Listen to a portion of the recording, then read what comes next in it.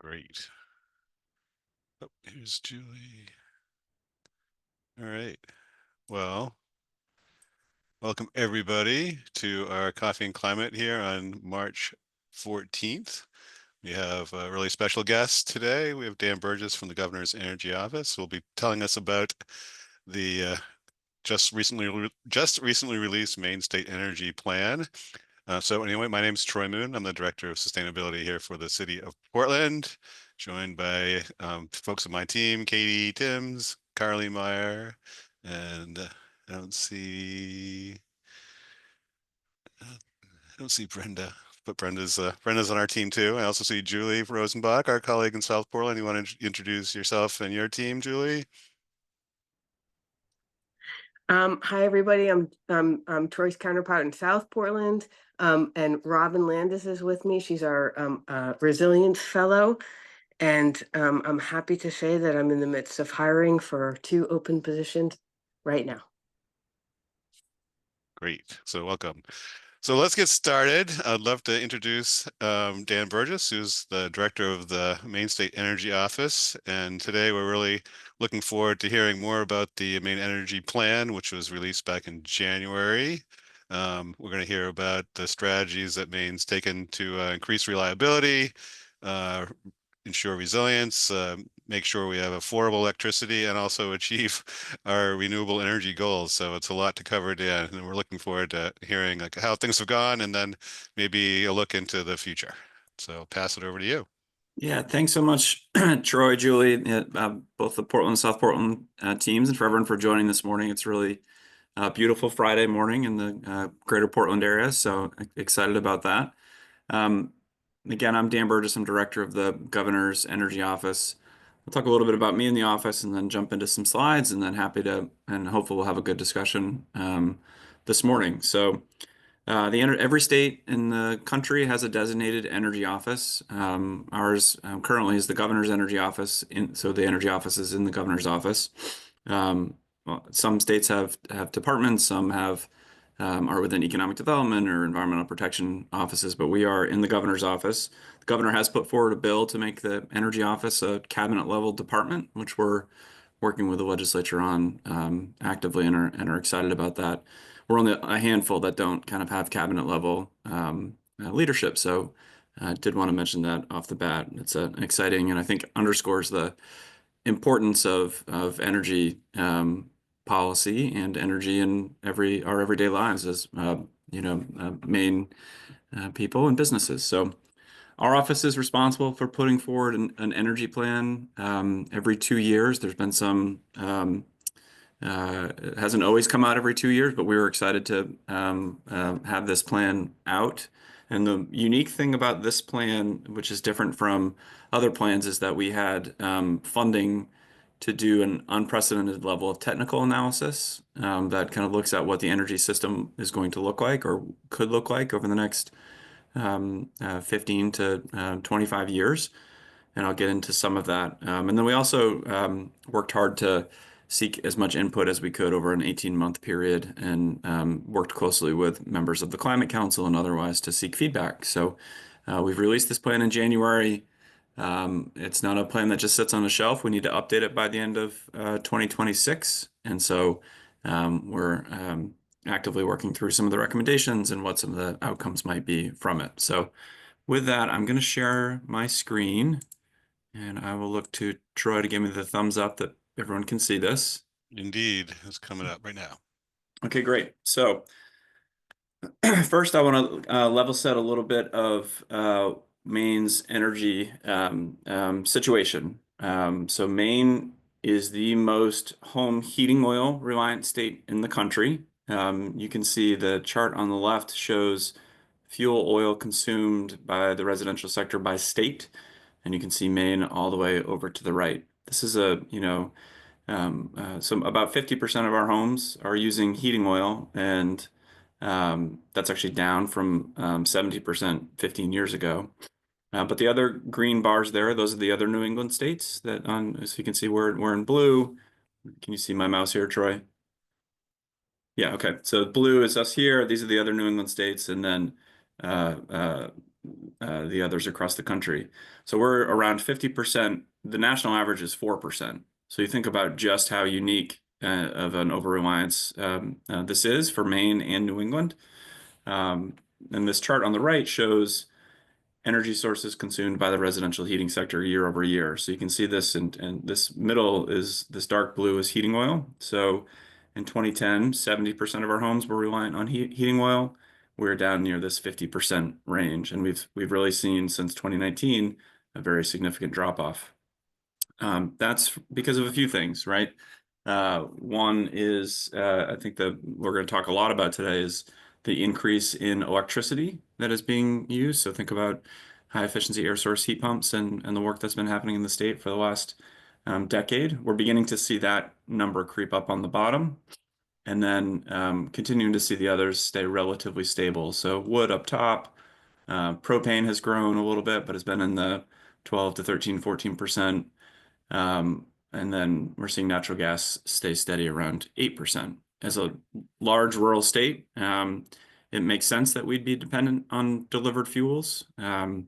With limited gas infrastructure, we're seeing that gas number stay pretty steady, but we are making progress on the electrification side. Our office tracks heating fuel prices of of delivered fuels, these kind of unregulated fuels. Both gas and electricity are regulated by the Maine Public Utilities Commission. Delivered fuels are not regulated in the same way. And so as a way to inform consumers, we do weekly price surveys of statewide, and then we break it down by region and provide averages, particularly in the winter months. What you can see in this is the light blue is heating oil, the dark blue is propane, and then kerosene is the green. What you can clearly see in this chart is the impacts of prices dropping during, you can see these have roughly been in the $2 to $4 per gallon range. You can see prices dropping here around the COVID pandemic, beginning to come up when the pandemic was winding down, or the most significant impacts were coming to an end. And then the Russian invasion of Ukraine, and you can see the direct impact of global energy events and our exposure to global energy markets in this survey. Heating oil prices went up, kerosene prices really went up, and then we were actually propane stayed relatively stable. I think there's a few reasons for that, but you can really see our exposure to home heating oil and kerosene. And I'll say that we also you think of you might think of heating oil as just that predominant source, but there are thousands of homes in Maine that are also relying on kerosene, and kerosene by itself, or kerosene that's mixed with heating oil so that it doesn't freeze in the winter. So a lot of single-family homes that have oil tanks outside need some sort of kerosene type fuel mixed in to be able to ensure that the oil does not freeze. A couple years ago, you would have also maybe remembered there were articles about shortages during these times. Prices went really high, and therefore there were customers having a hard time getting kerosene. And it's basically the same as jet fuel. So there was a time when jet fuel prices were really high, and we're competing with that market. And I just raised this to say that, I think, there's opportunities to focus some effort on helping those that are relying on fuels like kerosene that may be higher priced or otherwise to move towards weatherization, energy efficiency, and electrification. So that's the heating sector, how we heat our homes. This is a chart about the electricity sector. We share a grid with the other New England states, which is managed by a nonprofit entity called ISO New England. This is a chart that they put out, but I think it's really illustrative of the transition that we've seen over the last 25 years in the electricity sector, particularly in New England. In 2000, so 25 years ago, 18% of the electricity that was used in New England was produced by coal. Today, that is less than half a percentage. So we've seen coal plants in New England virtually disappear. There's one more in New Hampshire. There's a little bit of coal that's burned here in Maine for industrial use, but we have seen our regional reliance on coal almost disappear. with oil, we were at 22% in the year 2000, and now we are less than 1%. So again, we're seeing kind of these older coal and oil power plants, many of which were built decades ago, come to the come to their end of life and not be refurbished, because you'll see here this other chart, natural gas, which was just 15% of our electricity in 2000, is now more than 50% of our production. So we've really shifted from a system in 25 years. We've gone from coal and oil to being heavily reliant on natural gas. Natural gas, I think, has been cheaper, and it's obviously has less emissions than coal and oil. And so you've seen those plants or the market kind of transition to that ever since particularly the advent of fracking in the early 2000s. What I will say, and I think I'm going to get to in another slide, is that it doesn't mean oil is not an important resource for the region during cold snaps when natural gas needs to go to heat homes in New England and prices tend to go up. Oftentimes, that's when you'll see oil plants turn back on for these kind of few hours or a few days during really, really significant cold snaps. And so there are still oil plants. They're just really being used at peak and really significant cold snaps.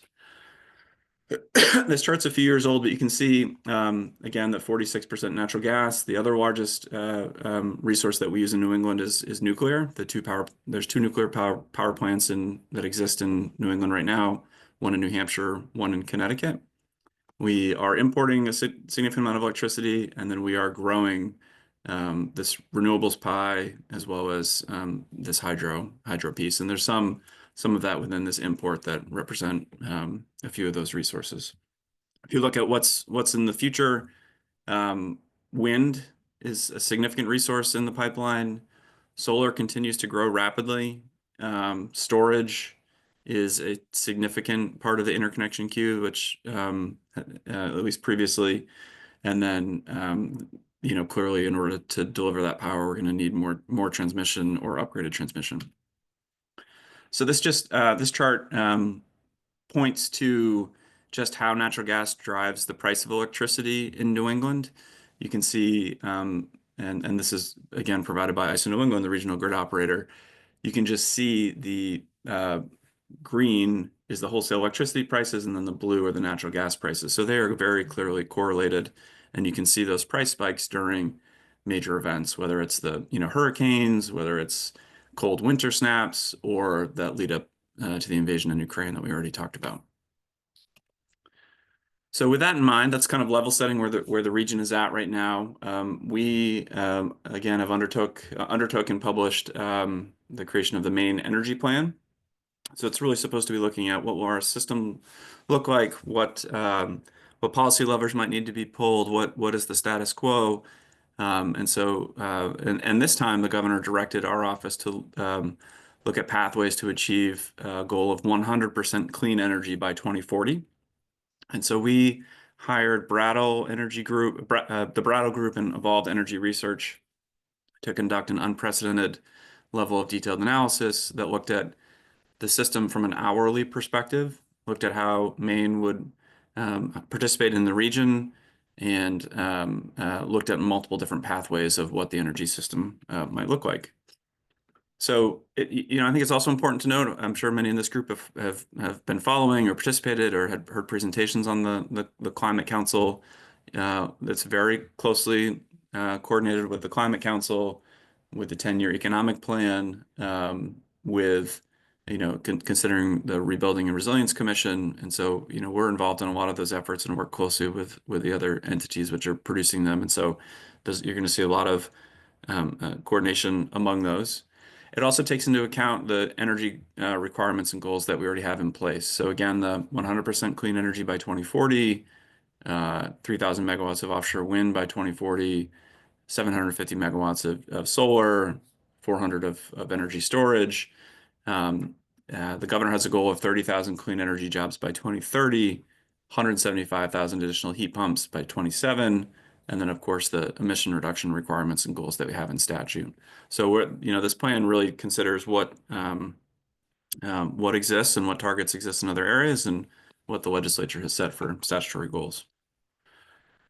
I won't spend a ton of time on this except for to show the 6 different pathways that were conducted underneath the modeling. We looked at, you know, a core pathway that looks at how do we meet our emissions goals and what's going to be needed in the system. So um, um, clearly, we're going to need to reduce emissions from transportation, particularly through electrification of much of the transportation sector.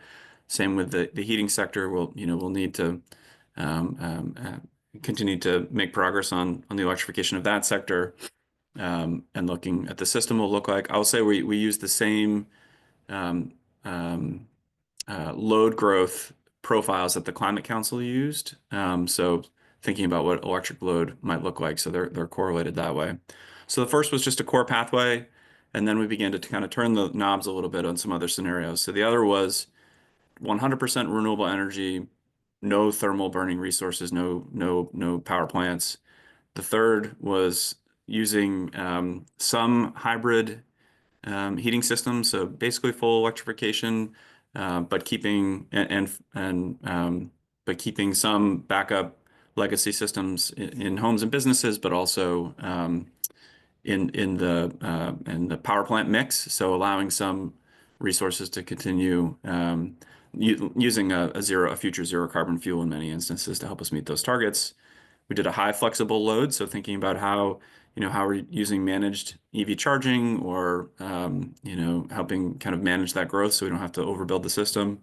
We did a no flexible load, so looking at what would happen if we didn't do anything, and then a combination of high distributed resources and high flexible load.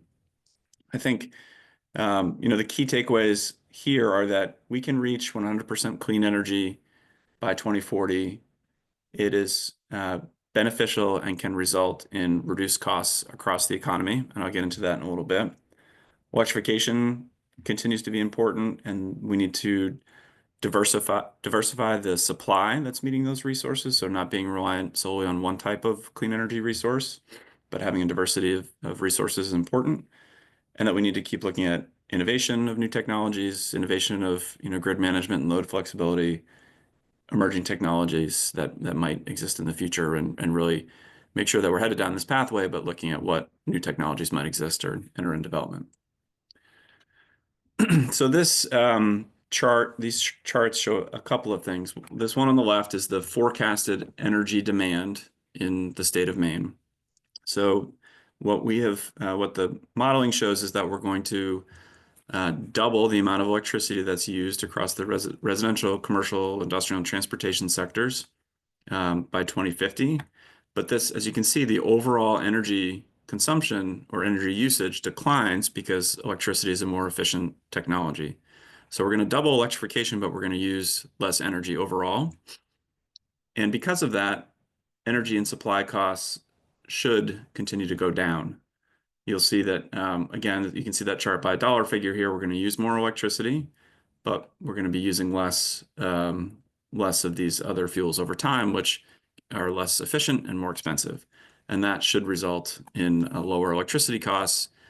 I think it's important to say that this is what the modeling shows, and one of the reasons it shows that the electricity costs will decline is that there are more kilowatt hours spreading the fixed cost, right? So there's a certain pie of fixed costs that need to be made up for, let's just say, for poles and wires.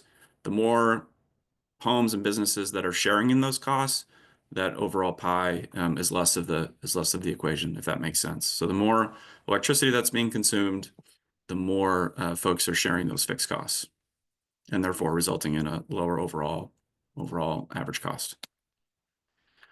So with that in the background, you'll hear a lot from our office, but particularly the plan is that we want to advance affordable, reliable, and increasingly cleaner energy for Maine people and businesses. So these are the 5 objectives, and I'm going to go into each of them in a little bit of detail. The first, again, is focusing on affordability. We want to make sure that the policies and work that's happening on the energy system are ensuring affordable energy for Maine. The second is ensuring reliability and resiliency in the face of growing challenges. And we've seen increasing storms, We've seen impacts from those storms. Many people feel them, and businesses feel them in power outages, right? And so we need to be designing policy and systems with that in mind, while also balancing the first objective, which is cost. How much to put into the system at the right time, and how do we balance that with our resiliency targets and goals. Second is to responsibly advance clean energy, right? We've talked about needing a diverse supply of clean energy resources in the state. Certain key objectives, or each of these objectives have components under them, but that's the top line. Objective D, we need to continue to deploy efficient technologies like heat pumps, like electric vehicles, like energy efficiency that reduce costs overall. And really looking at the opportunity for load flexibility and load management there. And then finally, expanding the clean energy career opportunities and job growth to advance innovation. All of these things are good for, can help reduce costs, can help us in the face of climate change. They can also, and are also producing the jobs of the future. And so we want to make sure we're thinking about that too as we do this work. Okay, so the first objective, delivering affordable energy for Maine. We've already gone through this chart on the right, which talks about affordability, or the heating oil sector, and you've seen the chart of the significant price swings. So throughout this plan, you're going to see that we want to continue to reduce our dependence on imported fossil fuels, both for heating and electricity. We want to reduce energy burden for low and moderate income households. And then we want to review existing approaches to identify additional electricity cost control opportunities. And so there's certain kind of marks within that, or key actions within each of those. But the top line for those is that we really want to be focused on these strategies within this objective. Second is, again, focused on reliability and resiliency. The governor brought forward created an infrastructure rebuilding and resilience commission in response to the recent storms. And there's been an initial report that has been put out, and another report coming later this spring, really looking at what are the impacts of these storms on Maine broadly, not just electricity or energy, but public health, transportation, and otherwise. But we, from an electricity sector, or from an energy sector, really, we have put forward these strategies. We need to establish ambitious data-driven targets for energy resilience, looking at what are the trends in Maine. We're obviously a large rural state with one of the most forested, so maintaining our reliability. Trees are a significant issue, but how are we kind of targeting that? How are we tracking where reliability and resilience have been issues, and focusing investments there?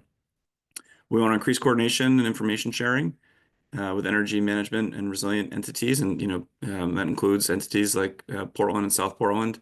How are we sharing information and best practices, not just in the energy office, but with emergency management and otherwise? And and I think generally there's a lot of work that happens in with those entities, but we want to make sure that energy is on that list of information sharing. We want to think about targeted resources to advance innovation, looking at things like microgrids that might be able to help with address these issues. Solar plus storage, those type of opportunities. We want to strengthen planning and engagement by the utilities. The governor put forward, and is now in law, a couple of years ago, the requirement that our electric utilities, for the first time ever, produce 10-year climate change protection plans, and that grid planning happen with input from the public, and in a way that's more transparent and more accessible and approved by the commission. So they also have to put forward grid plans as well, looking at where will load growth be and how are we managing that together. And then again, advancing partnerships. And we think about energy security when it comes to storms. We spend a lot of time with the industry working on things like fuel delivery during cold snaps, or kind of tracking other energy security related events. Okay, objective C, responsibly advancing clean energy. So I want to focus on this chart on the right first. So Maine has a requirement that 80% of our electricity come from renewable resources by 2030. We're currently at 55% and going up a little bit each year to 2030. So that is a requirement that's been on the books since 2019. Maine has had a renewable portfolio standard since restructuring in 1997, and it's gone up multiple times, but in 2019, the governor signed legislation to move that up to 80% by 2030. Renewable resources is called the Renewable Portfolio Standard, really is a requirement of, what types of resources can meet that. Dozens of states have these policies. All in New England have them. Each state kind of defines what a renewable technology is a little bit differently depending on the state. But you can see this chart here, this dotted line represents how much electricity we will need for 80% by 2030. So this is the kind of load growth, electric load growth here. Well, actually, I'm sorry. This is the overall total. The dark line is the overall total electricity demand. This is the 80% of that demand. So we're kind of tracking out what's our load going to look like, electric load going to look like, and then what's the requirement. The governor directed us, though, to look at 100% clean energy by 2040.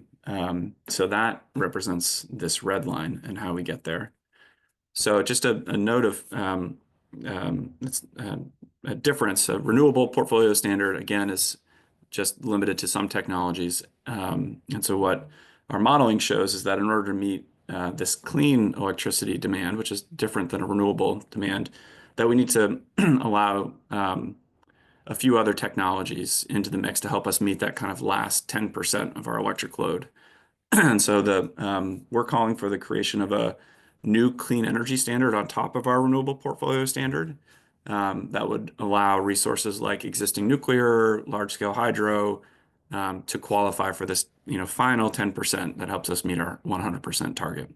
Right now, those technologies or green hydrogen or other future zero-emission technologies don't count towards our renewable portfolio standard, and so that is one item that we're focused on here. It exists in Massachusetts, Connecticut. It's I think increasingly popular policy tool across the country for particularly helping meet these final kind of 10%. Strategy B is to establish regular schedule of competitive energy purchases. So, we set these requirements of electricity portfolio standards, but we also need to find ways to get those new technologies and new projects built. And so one way that we do that is we conduct procurements for energy for new projects. And so we are the strategy calling for more a regular cadence of that, at least every 2 years, set up the structure so that as projects can be developed, they move forward. And if they can't, we're kind of backfilling that pipeline with new projects. So we're excited about that. I will say, going back to this chart, not only of these top lines are the kind of electric demand. The colors below it are the planned and contracted resources of either existing or new renewable resources in Maine. So the bottom here, this is the existing renewable supply that we have. This little yellow one is solar and NEB, net energy billing. So, smaller scale distributed solar. These are other procurements, this lighter yellow, this combined heat and power projects in Maine. This next blue one is the offshore wind research array. This teal is the Northern Maine Renewable Energy Development Program that is underway. So incentivizing and contracting for larger scale renewable resources in Northern Maine. And then this bigger pie is the 3,000 megawatts of offshore wind by 2040. So you can see that we have policies in place to bring on resources to meet this demand. But I think it's also clear that we need to be flexible and we need to be, looking at, what is being built, what is maybe going slower, and then how do we have more regular cadence of purchases in order to meet those. So I think this is an important chart for a few reasons. So again, strategy C, we want to responsibly advance offshore wind energy with an eye towards that kind of 2040 timeframe. Look at opportunities to advance the necessary infrastructure. And that doesn't mean kind of just building new transmission. It's using the existing transmission and distribution system we have more effectively and looking at new technologies. And then we want to coordinate regionally. We're part of an electric grid that New England shares. We're only 8% of the load in New England, and so there's a really significant opportunity to continue partnering with the other New England states. All right, I'm almost there. Uh, D is about deploying effective technologies to reduce costs. So think efficiency, electrification. You can see on, again, the top, the overall energy use that we talked about will, while we're going to double the electric load, energy use will decline. And on the bottom, you can see at least initial progress that's being made for EVs and plug-in hybrids in Maine. So we want to continue that work and expand the charging network that's needed to advance transportation electrification. Objective E is about expanding the clean energy career opportunities and advancing innovation. So we want to raise awareness of clean energy careers and connect employers. We've created an initiative called the Clean Energy Partnership, which is focused on workforce and innovation. You can see this chart here shows job growth, clean energy occupation job growth over the past few years. So, the latest numbers we have are actually through 23. We're up to 15,600 almost. So you're seeing kind of continued job growth in the clean energy sector. Most of that in energy efficiency, but we are seeing, which is common among states, these are kind of weatherization contractors, builders, heat pump installers, but we are seeing renewable power, electric power generation continue to grow. Same with alternative transportation is starting to grow as well. So we want to continue to track and raise awareness, advance clean energy curricula, training and development, coordinate with community colleges and CTEs and high schools and others to promote and expand and show what these clean energy career pathways are. And then we want to expand pilot programs and technical assistance and look at opportunities for clean energy innovation. We're really excited about funding we were able to provide to the Rue Institute in Portland. They're running the state's first clean tech incubator program. They've got more than a dozen companies that have big ideas around clean energy and particularly big data and innovation and AI. And so we're excited about that. So that's an incubator program. We have an accelerator program in Waterville with Dirigo Labs, where they're working with businesses that are maybe formed but need help accelerating. And then CEI is working with weatherization contractors to help them expand as well. So we're excited about the energy policy work that we talked through in the others, but also what comes with it, this opportunity to grow Maine's economy in the sector. So the energy plan, wrapping up, I'm probably over time, Troy. The energy plan I've gone through is, I think we've sought to make it as kind of reader friendly as we can. And then we've also produced the technical report, which sits, behind it, which is also available to read. We are planning to update this again by the end of next year, 26. And then I will say that we have a new newsletter and all of this information is online. So really hope folks will sign up. And I am happy to take, there's my email, website, QR code, happy to take questions, and I'll bring my share down right now. Thank you, Troy. Great. Well, that was very, very informative. Appreciate that very much, Dan. And as you guessed, there are definitely some questions lining up. And we'll start with Bill Weber, who had his hand up first. Thank you, Bill Weber with Portland Climate Action Team.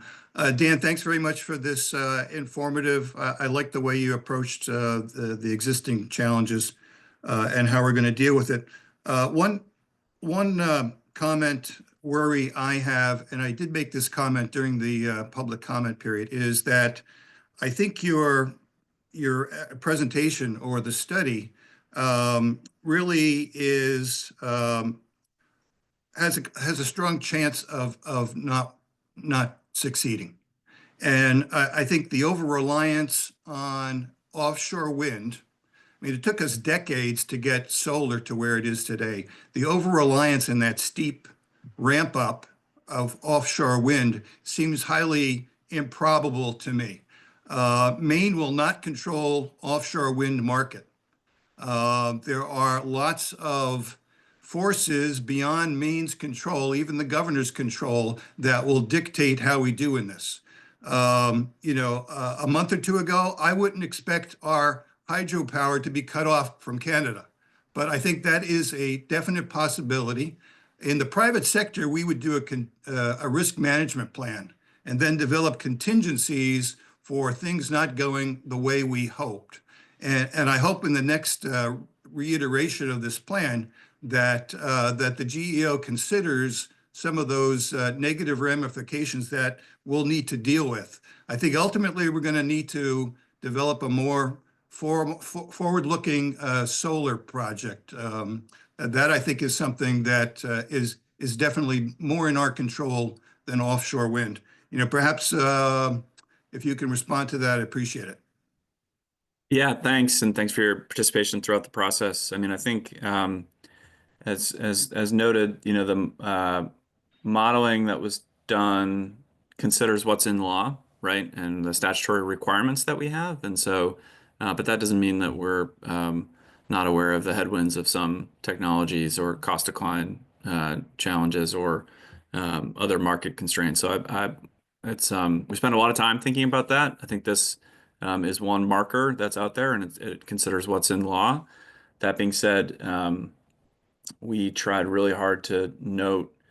Well, let me just say one of the things that is within one of these recommendations on the supply side is that we look at what procurements have been successful and what haven't, and then move forward from that. And so by the end of this year, we're planning to have at least another smaller outline of that kind of says like we did a few years ago of okay, what's been built and what hasn't. We've had a hard time building some things in Maine, and some of that's COVID supply chain related price increases, and others is local permitting or just kind of natural projects going away. But we need to kind of procure and be flexible in how we're doing our future procurement so they can be successful. So I appreciate that comment. And offshore wind, I think, is the target is for 2040, and something that we'll continue to look at, but I appreciate that.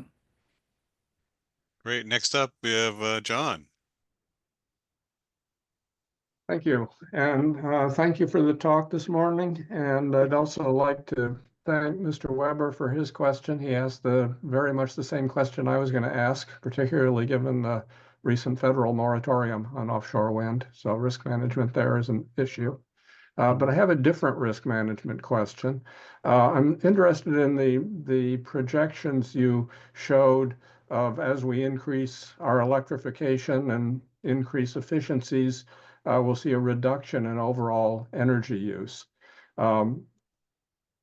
We have seen so often through previous generations that it even has a name, Jevons paradox, that as the efficiency of a resource increases, usage actually increases rather than decreases. In electricity, for example, we wouldn't have 20 years ago projected we'd have big energy uses for Bitcoin mining or for AI server farms.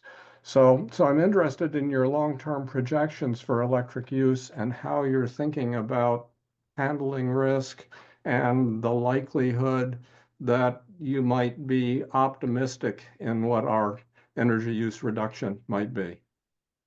Yeah, thanks, John. That's a really important question. So the modeling that was done looks at basically a doubling of the electric load. I mean, you could do 2.5, you could do 3, you could do a little bit less. I mean, a lot of it depends on, like you said, the type of load that's added to the system.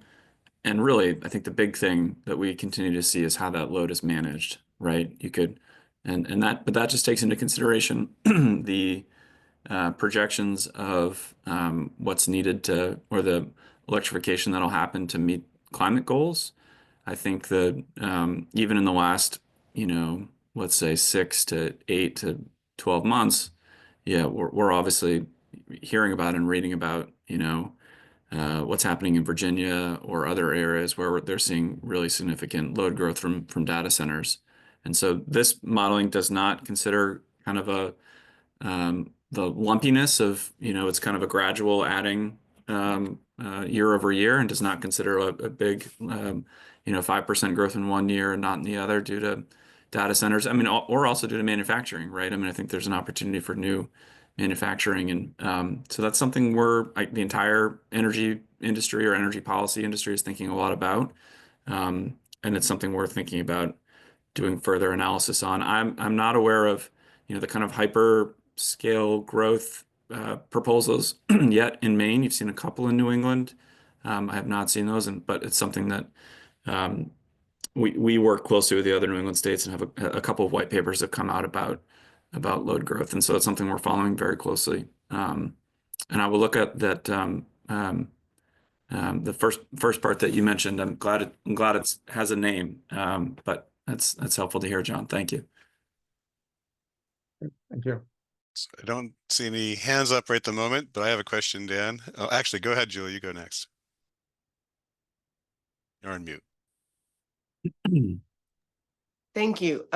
Dan, thank you so much for this presentation. You guys have done such an incredible amount of work, and I'm really I'm so grateful that we have this leadership at the state level, because there's so many challenges. I'm wondering if you can talk. I sort of continually we have a challenge with the utilities and utility constraints as we look towards beneficial electrification. And I wondered if you can just talk a little bit more about, how you're working to remove some of those barriers, from the utilities. The demand, rates and in EV charging and distributed energy resources and just data management and other issues that we have been facing for a while that are tough to solve. Yeah, thanks, Julian. I think a lot of this work happens in conjunction and supported by leadership like yours and in Portland that are really kind of South Portland and Portland really moving things forward and kind of, I think, showing, both what opportunities there are and what works at the local level, but also what the challenges are. And you're kind of, seeing that day to day, or working through that. So just appreciate what y'all have done, and continue to do. I think that,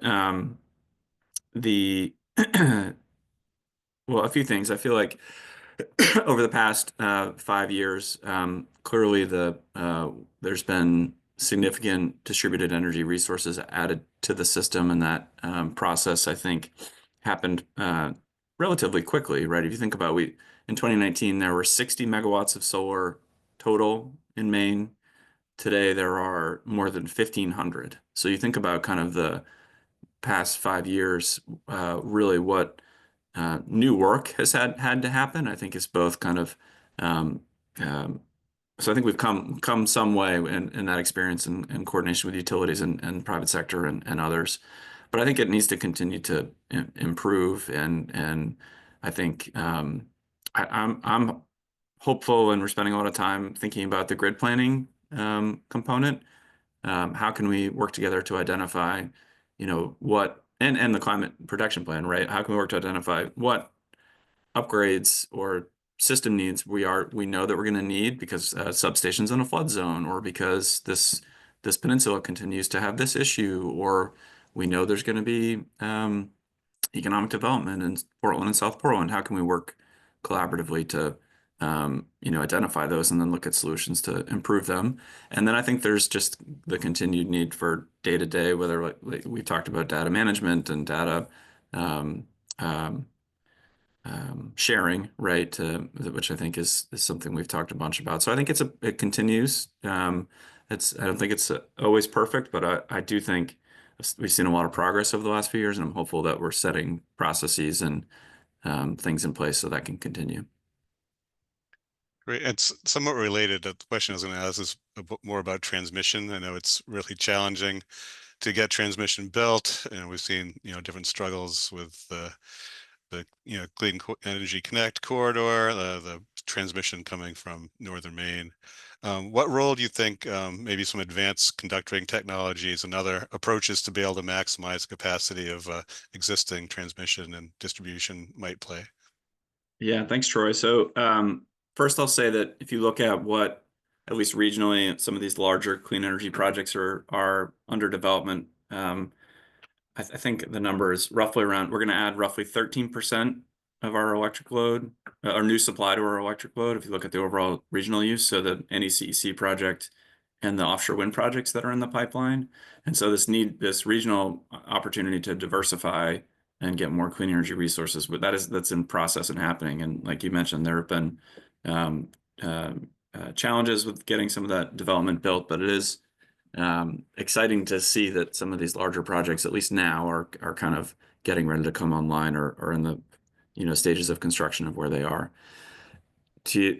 We are also really excited about the opportunity for things like dynamic line rating or advanced conductoring to get the most out of the system that we have.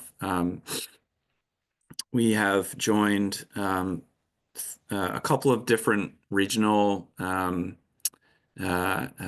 study groups or working groups that are focused on these issues, really kind of how do we get the most out of the system? How are we building with some of these new technologies in mind? How are we thinking about what supply chain of things like HVDC might impact transmission development in the future? And so I think there are things we're excited about. I think I'm really looking forward to seeing some of the projects that are in the pipeline with some of these technologies kind of come online so that we can learn from them and see how we can do some of that here. I'll also say the Northern Maine transmission line and associated generation has been a kind of regional effort with, particularly with Massachusetts, the first iteration, because of the work that's happening at the regional level by a lot of people, including coordination with our Public Utilities Commission. The region has agreed to a process by which we make upgrades in the main transmission system to get to relieve some constraints. There's constraints right now getting the really high quality resources out of Maine to load centers to our south. And so later this month, ISO New England is going to put forward an RFP that looks at how can we what do we need to do to alleviate some of those constraints and congestions? And there's agreement among the New England states that we're all going to pay our load share for that. And so it's really the first time that this kind of forward-thinking cost allocation type of opportunity has been pursued. And I'm really excited that for the first time it's being pursued for it will have real benefits to Maine. So it's a long-winded answer, Troy, but I think it's going to take both new transmission, but also getting the most out of the transmission distribution system that we have. Great, thank you. Let's go to Orion. You haven't asked a question yet, so. Yeah, I was interested to hear your thoughts on storage and topics like, I think, the utilities in recent years have only been allowed to do transmission, and there's been talk about expanding that to allow them to do storage, as well as places like California has brought on so much renewables that now I believe they require a storage component to new renewable projects so that there's less variability. Just interested in your thoughts on storage in general. Yeah, thanks, Orion, and nice to hear from you. I think we're really excited about the opportunity for storage. It's not featured as much in what I talked about, but I would highlight a few different things. We have a storage target in place. Our office put forward a recommendation to the Utilities Commission around procuring energy storage, that it can be cost effective and help us meet some of the many issues that we've talked about related to constraints or to system reliability. The Commission is kind of reviewing that now. That initially we think will be focused on transmission level storage, so these kind of larger resources, but we also point to the opportunity for the distribution level storage to play a key role. So we're hopeful that procurement will move forward and result in new storage projects in Maine. At the same time, Efficiency Maine Trust is also offering kind of residential business level storage incentives, and are kind of headed towards much like what's happening in Vermont, where storage is helping at that really kind of residential level to both reduce outage time, but then also to get at the costliest times of our system that we'd have to build a bigger system for, those peaking times, right? And so the more we can shave the peak, the less we have to build to meet that peak, and the less costly those peaking hours will be. And so I think storage is a really awesome opportunity for the state, both kind of large and small. I think that the utility ownership, I think, is will continue to be a question, and I think that there's probably room for both some level of utility ownership of, if it's helping manage the grid, and then also for a competitive market that gets companies in the private sector, non-utility projects in the state. And then I just want to also close with on storage that there's I'm sure you've seen this. We have one of the largest storage projects in New England going in Gorham right now. Yeah, Plus Powers project which is really exciting. We've got projects that have been in Maine for some time, whether the Wyman storage in Yarmouth, or there's new projects in Rumford. So you are seeing development. And then we were really excited to get a federal grant for a long duration energy storage project, the largest of its kind in the world, which would be built in Lincoln. So we're excited about all things storage, and we'll hopefully see more progress on that soon. Great. Looks like Bill has another question. I like Yeah. Bill's pumpkin. Did you do that? That's impressive. Yeah, Bill. yeah. I returned from Mexico and carved that.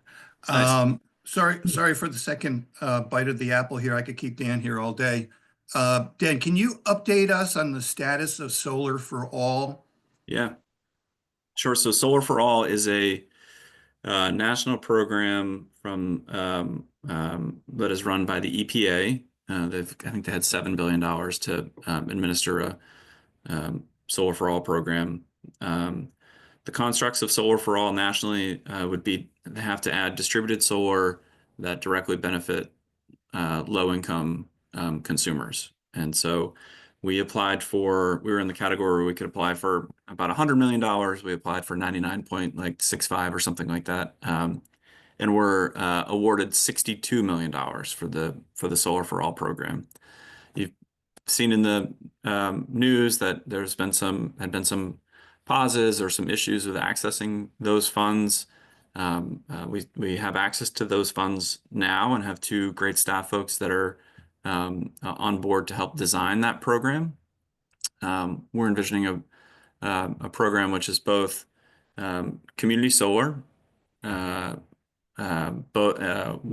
focused on affordable housing, and then another focused on direct install. So we'll have three different components of that program. We are in what's known as the planning stages of that right now, and we are from its EPA parlance, but looking to move into the programming stage hopefully soon. And so we are actively, I think we'll have more to say about that soon, but are actively planning and programming that. I should just note, the way that federal grants typically work, as folks on this call many know, is that it's not like there's $60 million in the account. You kind of do the work and then you draw down. And so that's, once we get out of this planning phase and into programming, we'll start to be able to roll things out later this year. Thank you. Well, I expect Portland and South Portland will get a large chunk of that money. I appreciate the advocacy. That's great. I should also note we are really hopeful and plan on storage being a part of that too. So we're excited about storage there. Wally, you have your hand up. Go ahead. Yeah, hi. I co-facilitate Third Act Maine in Maine with Tom McCulka, and I just wanted to mention that Third Act National is starting to organize some activity around what they're calling Sun Day. That'll be late September. And I think for anybody interested in doing something fun, community-oriented around the virtue of solar, we can really come together and celebrate the opportunities that more solar provides for us. And, we're envisioning something at the Common Ground Fair, possibly music, dance, singing. So I just want to mention it as a way of celebrating progress on solar. So if anybody, we don't have a chat function, but you can contact me at thirdactmaine@gmail.com if you're interested in helping with that endeavor. Great. Thanks, Molly. So I'm going to build a little bit on Bill's question about solar for all, and certainly a big component of that, Dan, is community solar. And seems like that, we currently have some, really progressive net energy billing statutes in place that allow community solar to be effective, and kind of thinking, there's been a lot of conversation in the last couple of legislative sessions about net energy billing. Kind of curious about where, the governor stands and where the office stands on those policies. Yeah, we've been, well, so net energy billing has two main components, but it's basically for 5 megawatts and under, so 30-acre projects, right? There's been two mechanisms. One is just your typical community solar where you get credits and basically think about it as your meter going backwards, right? Or being credited that way. The other is a tariff program where businesses are receiving cash payments for their subscription. And so over the last, that started in 2019, and then over the last two legislative sessions since, we've worked with the legislature and others and to adjust and to modify those programs and to ultimately sunset the majority of those. So projects over a megawatt had to have been interconnected by the end of last year. So these kind of 30, 40-acre solar projects that were developed, those don't qualify for an energy billing anymore. So we'll see a slowdown in the solar growth numbers this year for those types of projects. We'll probably still continue to see, at least for the interim, kind of the under 1 megawatt projects continue in some way. And then I think the legislature is looking at both looking forward, what changes could be made to make to improve the program, make sure it's cost effective, particularly on those megawatt and under. Should it be behind the meter? Should it be within, certain areas? Those types of things are on my mind, at least. And then, and how does it work with Solar for All? Now that we know we've got this funding, how are we going to kind of coordinate that? The legislature did direct us to undertake Solar for All, so I think of that as the next iteration. And then I think there's been a lot of policies of let's cancel net energy billing altogether, which would jeopardize, 15 to, well, there's 100,000 customers participating in net energy billing. So it would jeopardize those projects and the 15,000 actual projects that are in the state, which we opposed. But, will there be discussions of, reform for existing projects? It seems like there's a number of bills that think about that, and we would want to make sure that anything, that we're thinking really carefully about anything that would look backward. But we'll see, Troy. It'll be an interesting few months, I'd say. Well, so we have time for maybe one brief question. Brenda, you had your hand up. Do you want to take the last question? I will, thanks. This is maybe a little bit more of a here and now rather than future question. But since 46% of our electricity right now is coming from natural gas, I was just curious, about what we do for methane leaks, finding those, plugging those, maybe a little bit more of a Maine DEP question, but. Yeah, that's a great question. So the Department of Environmental Protection in Maine has a role there. We've seen in other states, particularly a lot of the, I think, leakage or methane leaks that have been reported are around older systems. Think about some of the urban areas to our south, which having worked in Boston, some of those systems were kind of part of the natural gas system were decades old, and so you're seeing a lot of work replacing those. But I think it's an important issue, both kind of from the overall pipeline perspective, but then also in home, how are we measuring and looking at the methane issue. But I would say DEP and kind of ongoing opportunities with the Utilities Commission. Thank you. Great, thanks for your question, Brenda. I didn't see Brenda online when we'd started the call. So Brenda's our Resilience Corps member, our fourth team member. So want to introduce Brenda. And I also want to thank Dan very much for this really great talk, and I appreciate all the wonderful questions. We'll be following up with resources and the video link to the recording so people can check it out later. And again, one more round of appreciation for Dan, and we'll talk to you again soon, Dan. Thanks all. Appreciate it. Have a great rest of the day and a great weekend. Thank you. Thanks. Have a great weekend, everyone.